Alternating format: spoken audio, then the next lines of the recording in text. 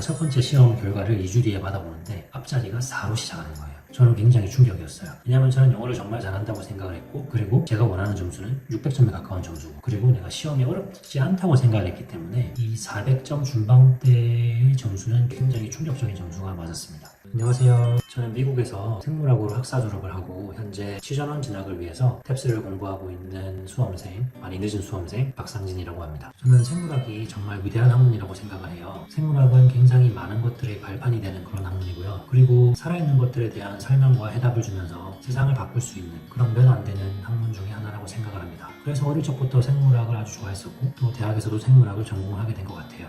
저 같은 경우는 이 개인적인 인터랙션에서 오는 보람을 굉장히 중요하게 여기는 사람인데, 어떻게 하면 내가 가진 생물학적 지식을 개인적인 위치에서 유의미하고 실리적으로 사용을 할 수 있을까, 이런 고민들을 많이 했던 것 같아요. 그래서 전 제가 가진 생물학적 지식을 바탕으로 조금 더 전문성을 띌 수 있도록 해야겠다, 제가 전문성을 가져야지만 조금 더 유의미한 영향을 끼칠 수 있겠다, 그렇게 전문성을 가져야겠다 생각을 하고 나니까 자연스럽게 치의학에 눈길이 갔습니다. 학부생 때부터 미생물학에 큰 관심이 있었는데, 대부분의 치주질환들이 구강 내에 있는 미생물들과 밀접한 관계가 있다는 걸 알게 되고 나서부터 치의학에 더 큰 관심을 갖게 되었고요. 그리고 치의학이 저에게 이 전문성을 부여할 수 있다는 점이 저에게는 아주 큰 매력으로 다가왔습니다. 그래서 새로운 꿈을 갖고 조금 늦은 나이지만 계속해서 치과 의사가 되기 위해 열심히 노력을 하고 지속적으로 문을 두드리고 있는 그런 상황입니다. 저는 중학교 1학년 때부터 미국에서 유학을 했고, 지금도 제 동생들과 영어로 대화를 하기 때문에 영어랑 굉장히 친한 사람이라고 할 수 있어요. 그렇기 때문에 한국인들을 위한 영어 시험이 그렇게 크게 어렵지 않을 거라고 생각을 했던 것 같아요. 그래서 저는 모의고사 한 2번 정도 보고 첫 번째 시험장에 들어가서 시험을 봤어요. 첫 번째 시험은 나쁘지 않았던 것 같아요.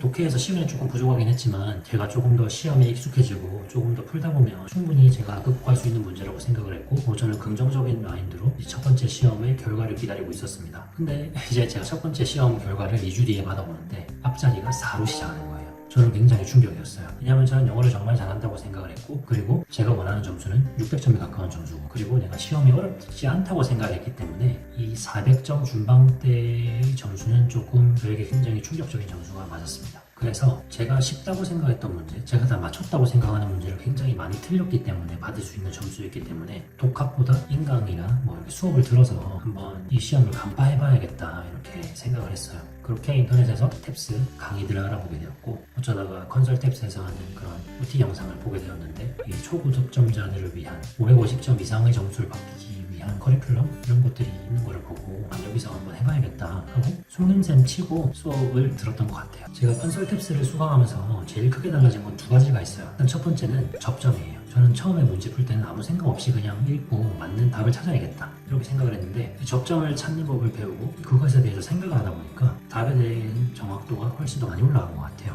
그리고 두 번째는 오답노트 만들기. 처음에 공부할 때는 그냥 나 실수해서 틀렸어, 다시 읽어보니까 이게 답이 맞네 이렇게 하고 넘어갔다면, 컨설탭스를 수강하고 오답노트를 만드는 법을 배운 다음에 내가 왜 이렇게 틀렸는지 메모를 적기 시작했어요. 그리고 단순히 그냥 넘어가는 게 아니라 다시는 틀리지 않도록, 다시는 이런 함정에 빠지지 않도록 꼼꼼하게 글을 적고 내가 실수했던 것, 그리고 내가 하지 말아야 할 것, 이렇게 적어서 정리를 했던 것 같아요. 제 생각에 딱 탭스 독해 파트만 봤을 때 탭스는 영어 시험보다는 언어 시험에 가깝다고 생각을 해요. 저희가 한국말을 유창하게 한다고 해서 모두가 국어에서 만점을 받거나 고득점을 받을 수 있는 게 아니잖아요. 그런 것처럼 영어를 아무리 유창하게 해도 탭스에 대한 훈련이 되어 있지 않거나 언어적 능력이 조금 부족하면 초고득점이나 고득점을 누리는 게 쉽지 않다고 생각을 합니다. 그 말즉슨 영어를 유창하게 하지 못하더라도 충분한 훈련을 통해서 탭스 독해 영역에서만큼은 좋은 점수를 낼 수 있다고 생각을 합니다. 물론 영어를 유창하게 하면 남들보다 더 빠르게 목표 점수에 도달할 수 있는 거는 사실일 거예요. 근데 이런 팁들과 문제를 해결해 나가는 능력들이 영어 능력만큼이나 중요한 시험이 탭스이기 때문에 저는 이 접점 찾기에서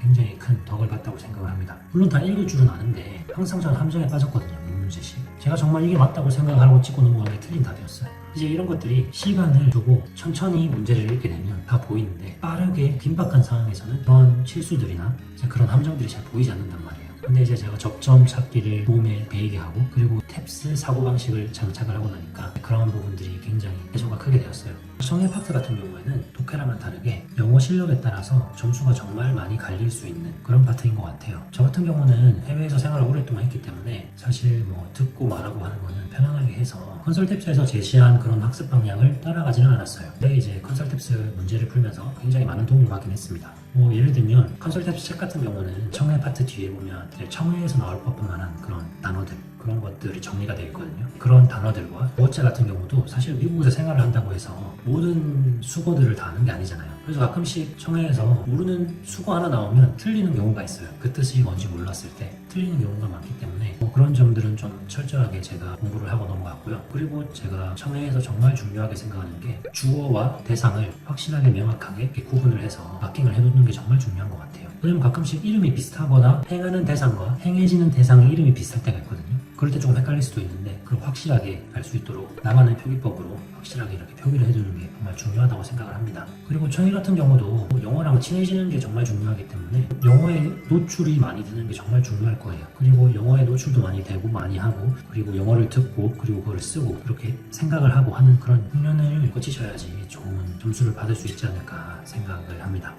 단어 같은 경우는 일단 저는 책을 보면서 단어를 외우는 걸 사실 선호하지는 않아요. 저는 이제 생으로 단어를 암기를 하게 되면 휘발성이 굉장히 많다고 생각을 하기 때문에 제가 일상생활에서 맞닥뜨리는 단어나 이 문제에서 맞닥뜨리는 단어들을 제가 틀리고 외우는 걸 좋아합니다. 제가 어떤 문장을 읽을 때 이 단어의 뜻을 몰라서 제대로 문제를 풀어나가지 못했을 때 이런 상황에서 저는 단어들이 굉장히 기억에 잘 남더라고요. 그래서 저는 그런 상황들을 만들려고 많이 노력을 했어요. 그래서 문제도 많이 풀었고요. 문제를 풀면서 뭐 독해 섹션에서 문제를 풀 때 어떤 특정 단어를 몰라서 내가 풀 수 없었던 문제들, 그런 문제들에 나왔던 그런 단어들을 빼곡히 정리를 해서 퀴즐렛이라는 앱을 사용해가지고 수식을 제가 짬짬이 이렇게 볼 수 있도록 이렇게 기입을 해서 제 단어장을 만들었고요. 그리고 뉴스를 많이 읽었습니다. 뉴스에서도 이제 제가 읽다 보면 모르는 단어들이 나올 때가 있거든요. 근데 뉴스에서 나오는 단어는 저는 꼭 알아야 된다고 생각을 하는 주의예요. 뉴스에 나올 만큼 잘 쓰이는 단어는 충분히 시험에서도 나올 수 있고 이런 단어들은 다 알고 있어야지 고득점을 받을 수 있지 않을까 해서 뉴스에 있는 단어도 많이 외웠고요. 그리고 컨설탭스에서 주는 단어장도 있거든요. 제가 그 단어 중에서도 선별을 좀 했어요. 제가 항상 단어를 보고 구글에다가 쳐보고 그리고 이 단어가 얼마나 자주 사용되는지 이제 그런 것들을 제가 개인적으로 판단을 한 다음에 이 단어는 꼭 알아야겠다 그런 확신이 들 때 저는 이제 단어장에다가 이렇게 옮겨서 놓고 그렇게 했던 것 같습니다. 그렇게 해서 단어 같은 경우는 뭐 제일 잘 받은 게 58점 그렇게 되는 것 같고요. 근데 단어가 참 오랫동안 또 안 보다 보면 정말 잘 까먹는 그런 영역이기 때문에 지속적으로 이렇게 짬내서 단어를 볼 수 있는 환경을 만들어 놓는 것도 정말 중요하다고 생각을 해요. 실전 시험을 보면서 느낀 게 저는 항상 독해에서 시간이 부족했어요. 제가 모르겠는 문제는 없는데 항상 시간이 부족해서 한두 문제씩 틀리거나 좀 급했던 상황이 많거든요. 그러다 보니까 시간을 줄이는 방향을 많이 생각을 했던 것 같아요. 그래서 실전 연습을 할 때 저는 독해 영역 같은 경우는 제가 문제 푸는 모습을 다 한번 비디오로 찍어서 본 적이 있어요. 근데 그렇게 제가 푸는 걸 보니까 어떤 특정 문제에서 특정 영역에서 제가 얼마나 많은 시간을 썼는지 알 수 있잖아요. 그렇게 하면서 제가 이 문제를 풀 때 불필요하게 여기서 이런 생각을 하면서 조금 더 시간을 많이 썼구나, 이제 그렇게 하지 말아야겠다, 이런 분석들을 할 수 있었던 것 같아요. 그래서 저는 시험 푸는 것도 중요하지만 독해를 풀다가 시간이 많이 부족한 사람 같은 경우는 이렇게 저처럼 비디오를 한번 찍어보면서 준비를 해보는 것도 좋은 방법이라고 생각합니다. 일단 첫 번째, 문제를 풀 때 소거법을 사용하세요. 소거법 진짜 중요합니다. 왜냐하면 문제 지문에는 크게 두 가지의 지문이 있어요. 바로 정답의 유무를 알 수 있는 지문과 한 번 더 가서 생각을 하고 봐야 되는 그런 지문들이 있어요. 근데 답을 고를 때 정말 운이 좋으면 빠르게 틀렸다고 할 수 있는 답들을 다 틀렸다고 하고 나면 올바른 정답이 하나 남는 경우가 있습니다. 근데 대부분 그런 정답이 맞았다 틀렸다 이야기하기 까다로운 질문들인 경우가 많아요. 그렇기 때문에 저는 맞는 거를 고른다고 생각을 하기보다는 틀린 거를 먼저 찾자라고 생각을 하고 문제를 풀어나가는 게 정말 큰 도움이 된다고 생각을 해요. 그리고 두 번째, 오답노트 만들기 정말 중요합니다. 사실 저는 처음 공부를 할 때 오답노트를 만들지 않았어요. 그냥 이래서 틀렸네, 나 실수했네 이러고 넘어갔는데 내가 왜 실수를 했는지 파고들고 이걸 적고 나면 이 문제의 유형들이 보이기 시작해요. 이 문제의 유형들이 보이기 시작하고 나중에는 읽다 보면 이런 데서 함정을 파겠다, 이런 데서 답을 내겠다, 이런 것들이 보이기 시작합니다. 그래서 그렇게 오답노트를 만들고 내가 왜 틀렸는지 꼭 알아가는 게 진짜 중요하고요. 그리고 세 번째, 문제 많이 풀어봐야 됩니다. 그게 진짜 정말 중요합니다.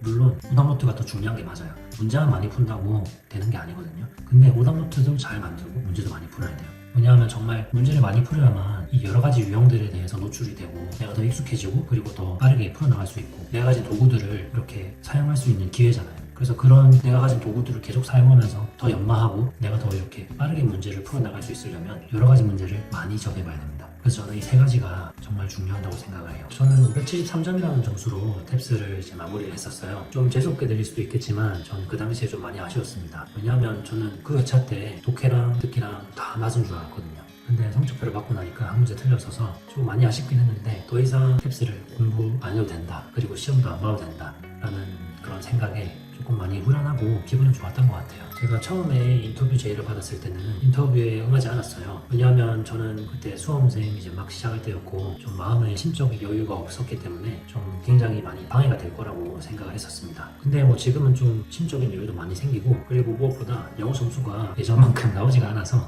예전에 어떤 식으로 제가 공부를 했나 그런 걸 다시 되돌아보기 위해서 이렇게 사이트에서 제가 썼던 수기 그런 것도 보고 목표 점수 달성한 거 보고 이렇게 하면서 이제 좀 옛날에 가지고 있던 그런 감들을 다시 좀 날카롭게 만들고 싶어서 이렇게 다시 인터뷰에 응하게 됐습니다. 저는 탭스라는 시험이 정말 어려운 시험이라고 생각을 해요. 물론 탭스 시험 자체의 난도도 참 높은 시험이지만 개개인의 목표 점수가 다 다르잖아요. 다른 목표 점수를 이루기 위해서 넣어야 되는 그런 인풋이 상당히 많은 그런 시험이라고 생각을 합니다. 그렇기 때문에 저는 여러분들이 혼자서 공부를 하는 거, 혼자서 끙끙대는 것보다는 이렇게 컨설탭스처럼 체계적으로 팁이라던가 이런 문제풀이 방식을 가르쳐 줄 수 있는 그런 시설과 함께 공부를 하는 게 많은 도움이 될 거라고 생각을 하고요. 그리고 이 시험을 준비하시는 분들 대부분 본인이 꿈을 이루기 위한 그런 한 단계, 아주 어찌 보면 아주 작은 목표이실 텐데 탭스 점수도 다 잘 받으시길 바라고, 그리고 결국엔 그 탭스 점수를 잘 사용해서 꼭 본인이 원하시는 목표 이루시길 바랍니다. 아무튼 감사합니다.